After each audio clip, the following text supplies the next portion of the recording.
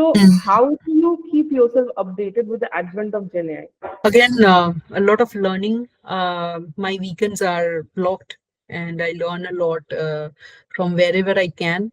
Um, I read a lot of research papers as well, but I know that might not be everybody's cup of tea. But it really helps out sometimes, because once you are too deep into something, you get to relate to those things. But when you are just starting out, research papers might not be the best thing to do.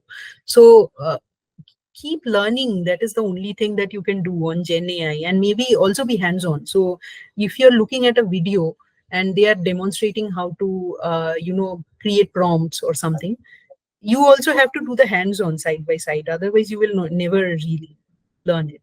So, yeah, that's it. Right. So hands-on is something that is, I mean, that is absolutely mandate for at least to learn new skills.